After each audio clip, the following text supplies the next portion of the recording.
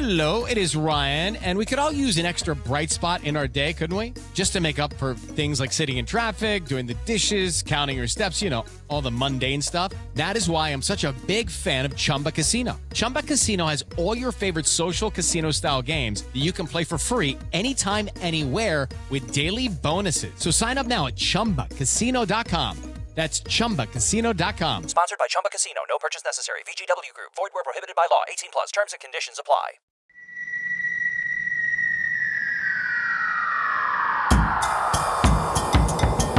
InterD, Ciência e Cultura.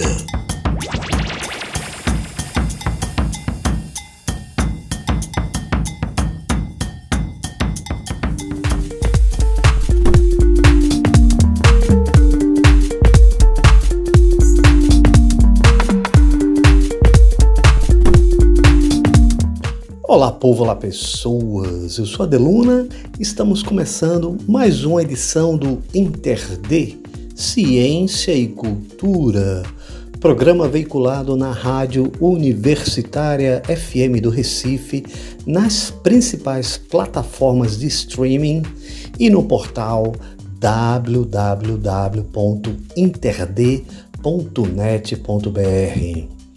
Afinal, o que é ciência? E o que não é?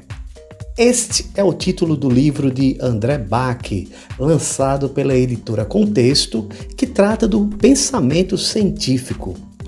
De acordo com André Bach, a obra visa democratizar o pensamento científico, nos ajudando a entender melhor o mundo à nossa volta e a tomar melhores decisões, tanto individuais quanto coletivas. E vamos conversar com ele. Olá pessoal, tudo bem? Obrigado pelo convite. Meu nome é André Bach, eu sou formado em farmácia, fiz meu mestrado e doutorado na área de ciências fisiológicas com ênfase em farmacologia e desde 2010 atuo como docente universitário. Já trabalhei em diversas universidades e desde 2018 eu atuo na Universidade Federal de Rondonópolis como professor adjunto, como pesquisador nas áreas de farmacologia, minha formação original, mas também desde 2018 na área de epidemiologia, também na bioestatística e sempre também de alguma forma relacionado ao pensamento científico, ao método científico também.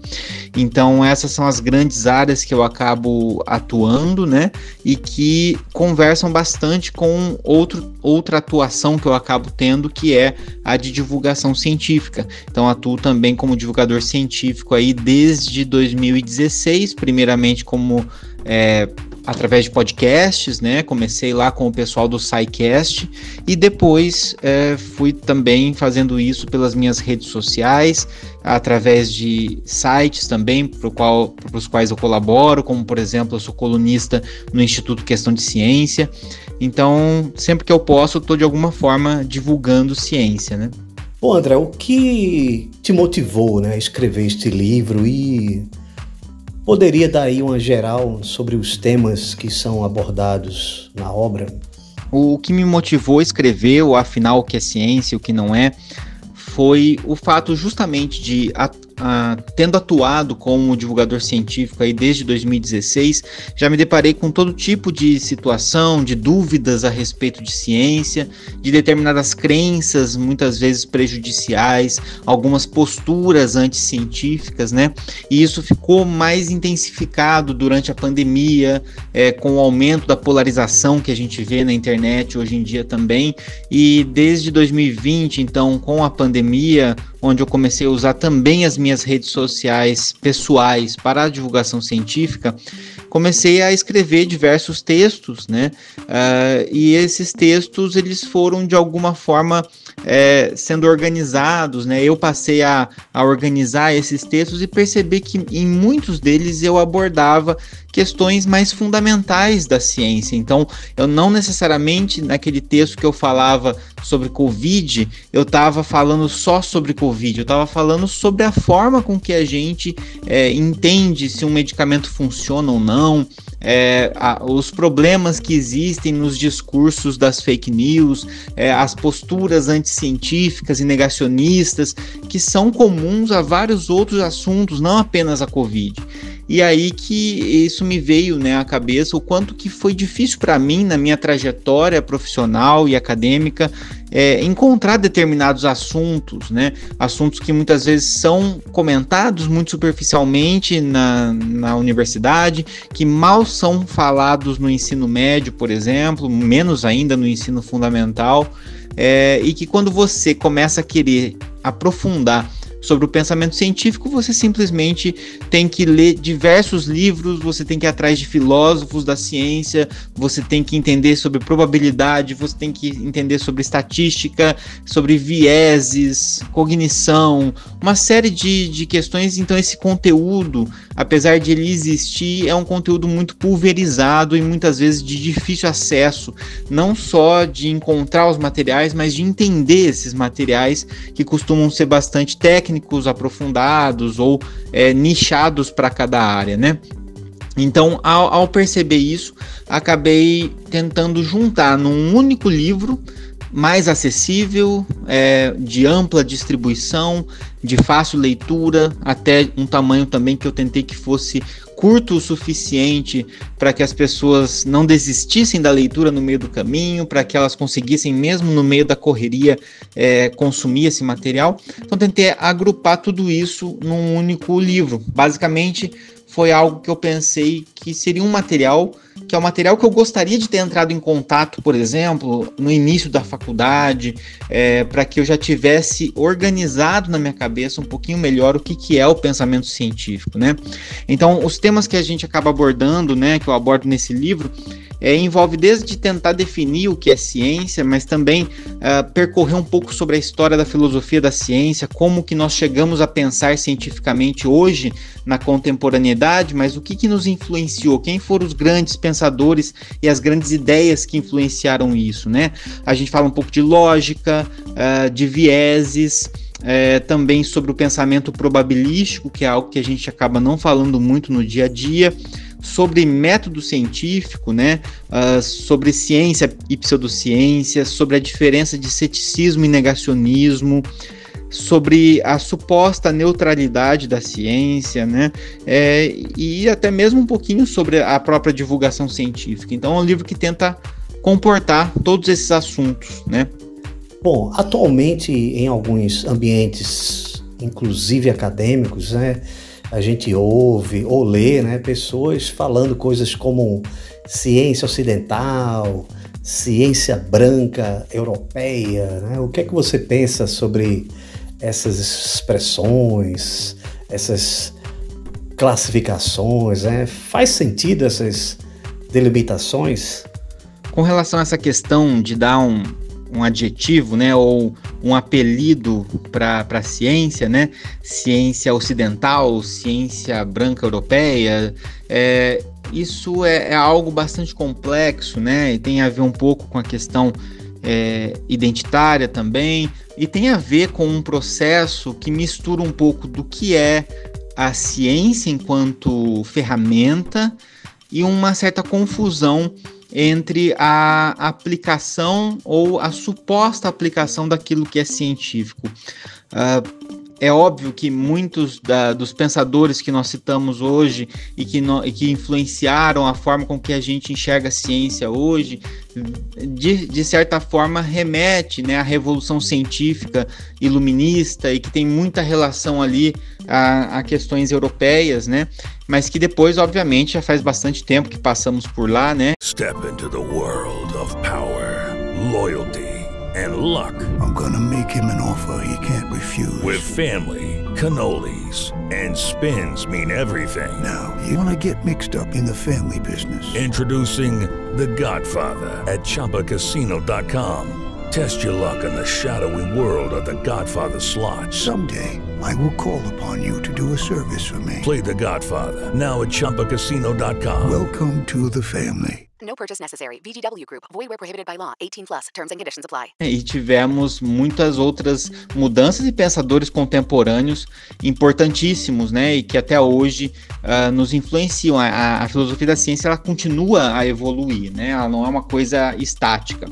Mas nesse processo se misturou, então, a questão histórica de colonização, por exemplo, né, e a colonização europeia, e a imposição de determinadas costumes e etc., e o apagamento de outras culturas em virtude dessa colonização.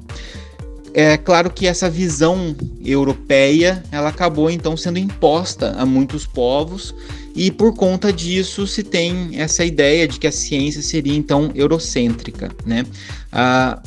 Nós temos que tomar alguns cuidados nisso, porque isso esbarra numa discussão muito mais complexa, que é uma discussão sobre epistemologia, né? Que é basicamente como que a gente valida o conhecimento, né? Como que a gente constrói o conhecimento e como que a gente valida esse conhecimento.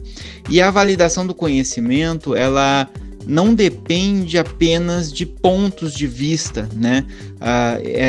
Existe hoje um movimento de relativizar demais esses pontos de vista, como se fosse possível, por exemplo, ter diversas visões diferentes de como que um medicamento funciona, né? Então, puxando para a área da saúde, né? Isso é um pouco perigoso, porque para dizer se um medicamento funciona ou não, é necessário que a gente empregue uma metodologia que seja capaz de avaliar isso com segurança, né? Que a gente consiga demonstrar de fato eficácia. E a forma com que a gente tem feito isso com bastante sucesso, e os grandes avanços que nós tivemos na ciência nessa área derivam do emprego justamente de metodologias científicas que nasceram nesse berço do método científico. E isso não é necessariamente algo ocidental, né? O Japão, a China, a Índia produzem medicamentos, produzem vacinas, produzem tratamentos e usam também metodologia científica. Então, não é essa a discussão, né? O que muitas vezes se chama de ciência oriental, né? Que seria uma ciência diferente, muitas vezes é uma visão quase que fetichizada a respeito do Oriente, né? Quase como mistificada, e que não é exatamente dessa forma, né? A gente tem que entender que existem questões que são culturais, né? Existem práticas que são culturais e que fazem sentido para um determinado local, para uma determinada etnia, e aquilo tem que ser respeitado e preservado dentro daquele contexto. Mas quando a gente remove aquilo do contexto original, onde ela é uma prática cultural, e a gente resolve trazer para um outro contexto, por exemplo, aqui no Brasil, e vender isso como um tratamento médico, nós temos que avaliar isso de acordo com critérios científicos e critérios de regulação sanitária vigentes no nosso país, inclusive, né? E isso não é simplesmente um eurocentrismo ou uma ciência, né, que está tentando colonizar as outras. Isso é simplesmente o fato para que a gente não faça uma apropriação cultural irracional e venda e explore isso comercialmente, vendendo promessas, né? Ou seja, vamos supor que em uma determinada comunidade exista um uso tradicional de uma planta na qual se emprega em algum ritual, e aquilo está associado a um aprimoramento espiritual, né, para aquela comunidade. E aquilo faz sentido enquanto prática dentro daquele contexto. Agora, se eu pego essa mesma planta, que é usada num determinado ritual, ela tem propriedades químicas ali que podem alterar o nosso organismo, e eu começo a falar para as pessoas fazerem o uso dessa planta para tratar depressão, por exemplo, ou ansiedade, aqui no Brasil, num local distante, né, ou num ambiente urbano, onde não existe essa tradição, e eu falo que isso traz um benefício terapêutico Na verdade, o que eu estou dizendo é que essa planta é eficaz para tratar uma condição de saúde. E quando eu faço isso, eu não posso mais me apoiar simplesmente na tradição. Eu tenho que me apoiar agora nas evidências científicas. E existem métodos adequados para se chegar a determinadas respostas. Isso não significa que exista apenas um método científico. Significa que existem inúmeras metodologias científicas capazes de responder coisas diferentes. Então, a metodologia que um historiador usa para tentar entender quais foram as possíveis causas da Segunda Guerra Mundial é uma metodologia científica diferente daquela que o pesquisador que desenvolve o medicamento usa para entender se um medicamento é eficaz ou não. Então, a pluralidade de metodologias ela é muito bem-vinda e muito rica, principalmente a inclusão de diversas pessoas e de diversidade no contexto científico. Agora, o que a gente não pode é relativizar e usar, por exemplo, um método da história para tentar entender se um medicamento funciona, ou usar um ensaio clínico para tentar entender uma questão relacionada à história. A gente não pode simplesmente relativizar isso, né? Então, acho que essa é a questão principal que a gente tem que tomar muito cuidado de não também assumir que determinada coisa é superior a outra, que determinado método é superior a outro apenas por uma questão de crença, mas sim que determinados métodos respondem melhor a determinadas perguntas. E isso não é simplesmente uma questão de opinião ou de ponto de vista. E isso, inclusive, dentro do contexto da epistemologia. Bom, em um dos capítulos você explica que a ciência não é neutra, mas complementa dizendo que isso não diminui seu valor. Pode explicar para a gente? Sobre a questão da não existência da neutralidade científica, eu afirmo isso lá no meu livro justamente porque a gente também não pode ter a ideia ingênua de que a ciência ela se pratica sozinha. É claro que a metodologia científica ela tem um caráter que busca diminuir vieses, e isso faz com que haja uma tentativa, uma busca por objetividade, né? Mas nós temos que entender que a ciência, nesse contexto, ela é uma ferramenta, e nenhuma ferramenta trabalha sozinha. Essas ferramentas são operadas por alguém, no caso, seres humanos, cientistas, né? E esses cientistas têm crenças, esses cientistas têm valores, são norteados por crenças e por valores, e vão fazer uso dessas ferramentas de acordo com isso. E os cientistas, eles não são destacados da sociedade, eles estão inseridos na sociedade, e aquilo que o cientista faz reflete também os valores e crenças e preconceitos do seu próprio tempo e do seu próprio espaço, né? Então, nesse sentido, a prática científica ela não tem como ser neutra, e ela nem pode ser neutra, né? Se nós forçarmos uma neutralidade científica, nós vamos dizer que a ciência ela está acima do bem e do mal, né? Acima do ser humano como algo, uma entidade que sozinha vai produzir conhecimentos neutros, e não é isso que acontece. Então, eu coloco que ao mesmo tempo isso não existe uma neutralidade científica, mas que isso não diminui o seu valor, justamente porque, primeiro, é um grande mérito da humanidade nós tentarmos empregar métodos que... Ryan Seacrest here. When you have a busy schedule, it's important to maximize your downtime. One of the best ways to do that is by going to ChumbaCasino.com. Chumba Casino has all your favorite social casino games like spin slots, bingo, and solitaire that you can play for free for a chance to redeem some serious prizes. So hop on to ChumbaCasino.com now and live the Chumba life. Sponsored by Chumba Casino. No purchase necessary. VGW Group. Void where prohibited by law. 18 plus terms and conditions apply. Diminuam nossos próprios vieses. Então, olha que interessante e que coisa fantástica o ser humano perceber que, ao longo do tempo, a sua própria observação pessoal não é suficiente para concluir as coisas, ela é enviesada, e ele mesmo constrói uma ferramenta para tentar driblar os seus próprios problemas, o seu próprio olhar enviesado. Então, isso é um grande esforço e é um esforço fantástico, né? Agora, o fato de a ciência ter essa capacidade não faz com que isso vá acontecer com 100% de eficácia, né? Digamos assim, que nós consigamos eliminar completamente a subjetividade, né? E nem queremos isso, né? O que nós queremos é que buscar uma objetividade saudável, e essa busca por uma objetividade saudável passa pelo fato de primeiro admitirmos que não existe neutralidade. E que quando a gente faz isso, a gente é capaz então de também desenvolver, em conjunto com a ciência, dispositivos éticos que vão dar um norte para a aplicação dessa ferramenta. Então não basta ter uma ferramenta que diminui vieses e que é capaz de gerar conhecimentos com menos influência, né, do nosso próprio olhar e dos nossos próprios preconceitos, mas nós precisamos também que o emprego disso, a direção disso, tenha como norte a ética, né?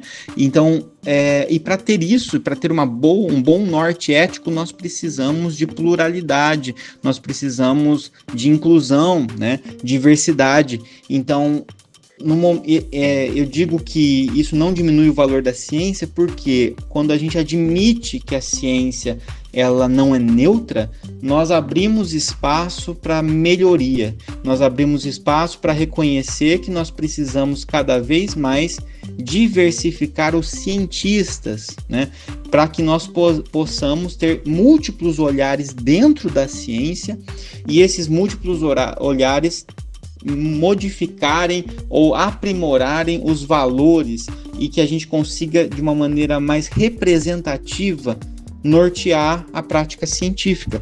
E isso é algo, na minha visão, muito positivo, ao invés da gente ficar simplesmente forçando uma falsa neutralidade da ciência.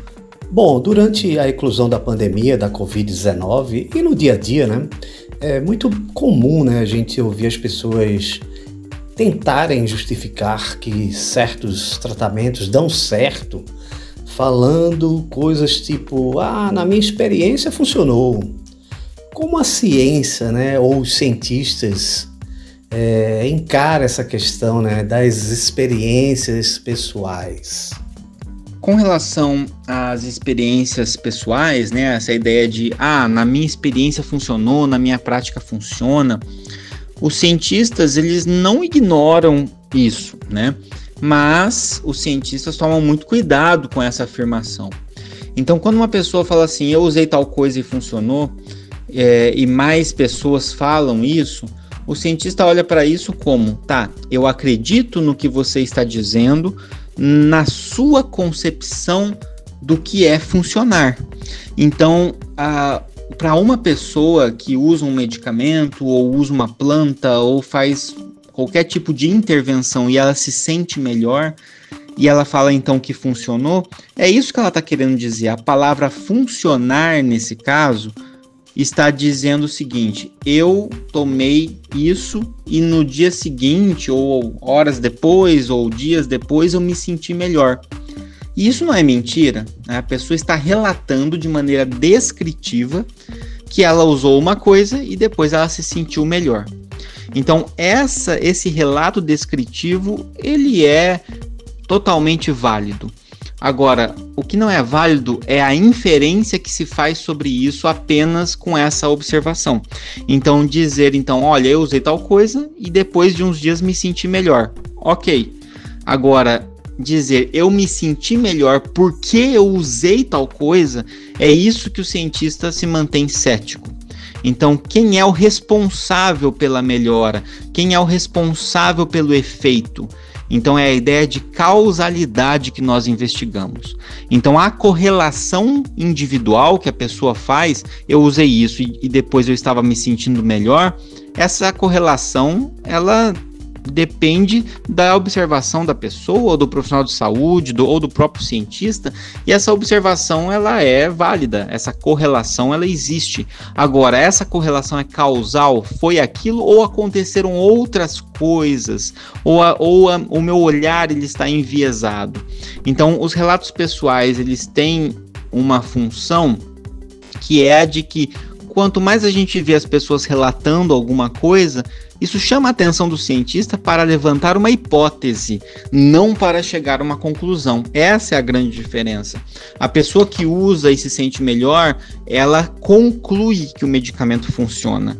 Agora, o relato de uma pessoa que usou e melhorou chega para o cientista não conclui que funciona. O cientista, ele levanta a hipótese de que pode funcionar. E se pode funcionar ou não, ele vai avaliar, vai contrastar essa informação com o ecossistema científico que já existe, vai avaliar a plausibilidade daquela ideia e vai talvez testar após uma observação sistemática, vendo outros casos desse acontecendo, ele vai testar essa hipótese através de uma metodologia adequada que a gente comentou anteriormente. Então, através de uma metodologia válida para gerar esse tipo de conhecimento. Nesse caso, o conhecimento que a gente está buscando é o conhecimento se aquele medicamento ele funciona, mas se ele funciona acima das outras coisas que podem provocar a sensação de melhora, acima, por exemplo, do que a gente chama de efeito placebo, da regressão à média, de variações da história natural da doença, tudo isso que eu acabo também explicando ali no livro. Então, para o cientista, afirmar que uma coisa funciona é algo, tem um peso maior e significa outra coisa, que é diferente do que significa para a população em geral, né? Então, quando uma pessoa afirma que algo funciona na experiência dela, ela está afirmando uma correlação que ela observou. Quando um cientista diz que algo funciona, é porque ele encontrou uma relação causal, que é algo muito mais direcionado e mais científico do ponto de vista de algo funcionar ou não, né? E é por isso que a gente acaba tendo essas diferentes percepções.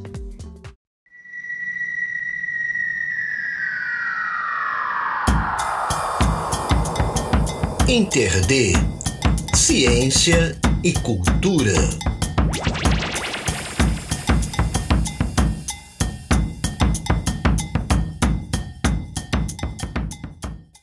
Olá, povo, olá, pessoas. Eu sou a Adelona, estou conversando com o André Bach, autor do livro Afinal, o que é ciência e o que não é. Bom, André, no livro, você também fala sobre o viés de confirmação. O que é o viés de confirmação? E por que quem trabalha com ciência precisa ter muito cuidado com essa tendência humana? O viés de confirmação, que é algo que a gente fala ali no capítulo 5 do livro, é o cerne do capítulo 5, e que depois eu complemento com outros vieses, mas basicamente se a gente tiver a compreensão do viés de confirmação, a gente já tem a base da maioria dos outros vieses que são filhos do viés de confirmação, a gente pode dizer.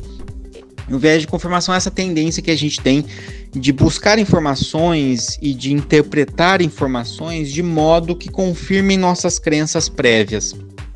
E todo mundo faz isso. Mesmo quando a gente tem consciência que o viés de confirmação existe, a gente está sujeito a ele, né? Então, por exemplo, se eu normalmente já tenho uma tendência, seja porque por causa de uma questão científica das coisas que eu conheço sobre o mundo, seja por causa de preconceitos que eu tenho, de um posicionamento ideológico ou político que eu tenho determinadas crenças, uma visão, nossa própria visão de mundo que todos nós temos. A tendência é que se eu encontrar uma informação que vai a favor do que eu já acredito, eu tendo a aceitar ela com mais facilidade e a reproduzir essa informação. Agora, se eu me deparo com uma informação que vai contra as minhas crenças, a tendência é que eu queira refutá-la, né? Que eu queira não aceitá-la, né? Então essa é uma grande tendência que nós temos. E isso vai fazendo uma espécie de filtro de que a informação que passa e que eu aceito e que eu reproduzo e que eu compartilho são apenas aquelas informações daquilo que eu já acredito.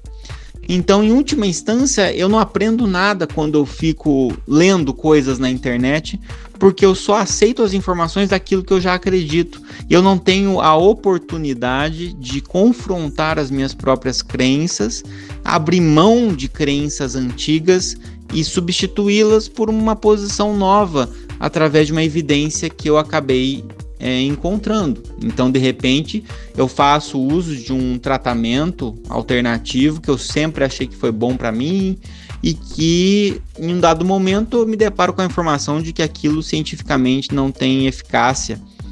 E ao invés de eu olhar e ler, entender aquilo, reprocessar e talvez parar de usar aquele tratamento ineficaz, eu simplesmente falo que aquilo está errado e que a pessoa que está afirmando aquilo está errada, porque eu já usei isso há muito tempo e para mim funcionou. Daí volta um pouco naquela história que a gente discutiu anteriormente. Então é um grande problema, principalmente na ciência, né? Porque se a pessoa ela não tomar cuidado, ela vai nortear inclusive a pesquisa dela através do viés de confirmação. Ela vai desenvolver pesquisas, e aí entra a questão da metodologia científica, né? Ela vai empregar métodos com falhas para que gere resultados que confirmem aquilo que ela já acreditava, quando na verdade nós temos que questionar as nossas crenças na ciência, colocar as nossas hipóteses à prova, né?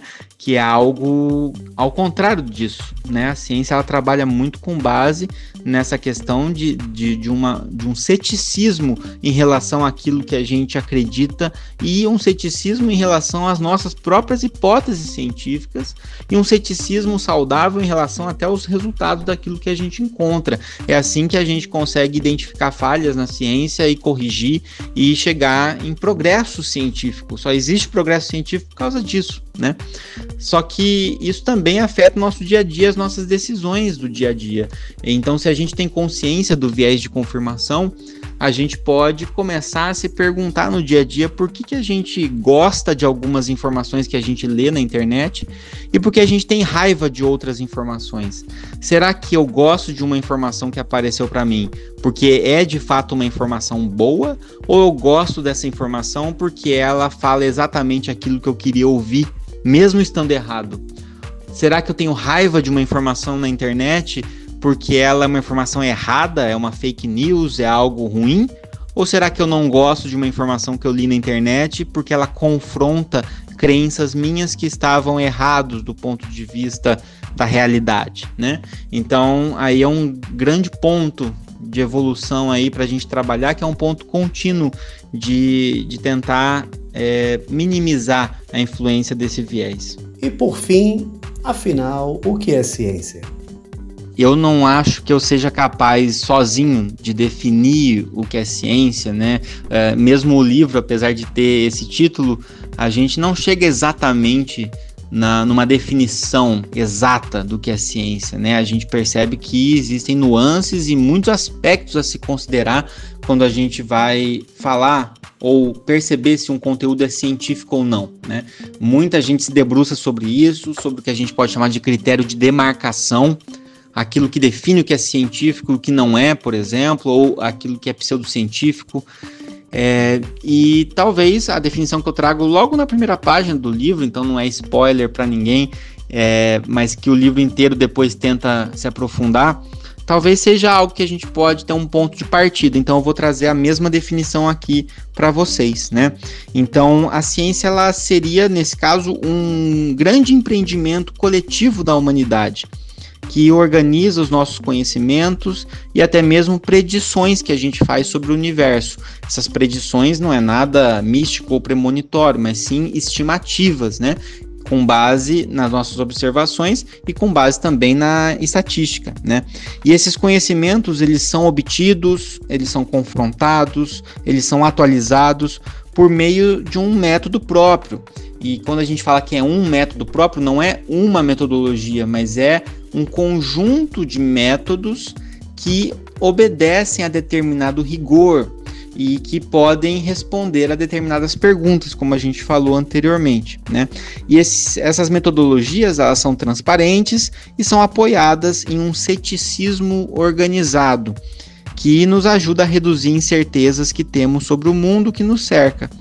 E além disso, esses conhecimentos que são gerados, eles são analisados e interpretados de modo contextual em relação ao ecossistema científico que já existe, ou seja, nós já construímos muita coisa, nós já sabemos muita coisa sobre o mundo, então as informações novas elas não aparecem e ficam boiando no nada, as informações novas elas aparecem e elas têm que de alguma forma dialogar com as informações científicas que já existem, e esse diálogo constante é muito importante.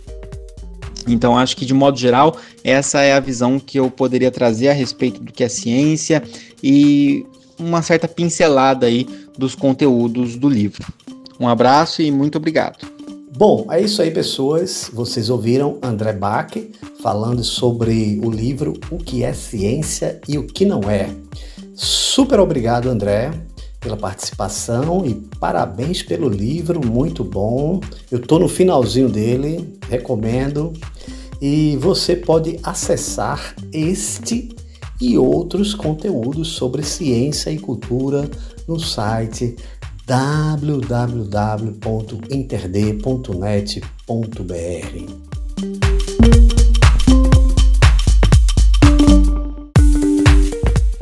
Colabore com a Interd mandando um pix pra gente no interdcontato@gmail.com.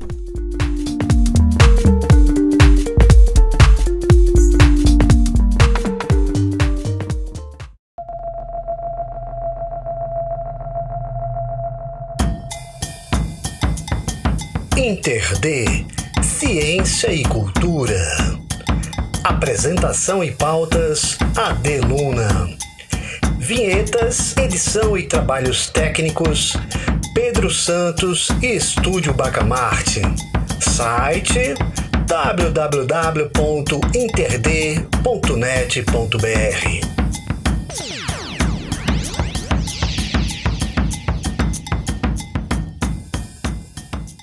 It is Ryan Seacrest here. There was a recent social media trend which consisted of flying on a plane with no music, no movies, no entertainment. But a better trend would be going to ChumbaCasino.com. It's like having a mini social casino in your pocket. Chumba Casino has over 100 online casino-style games, all absolutely free. It's the most fun you can have online and on a plane. So grab your free welcome bonus now at ChumbaCasino.com. Sponsored by Chumba Casino. No purchase necessary. VGW Group. Void where prohibited by law. 18 plus terms and conditions apply.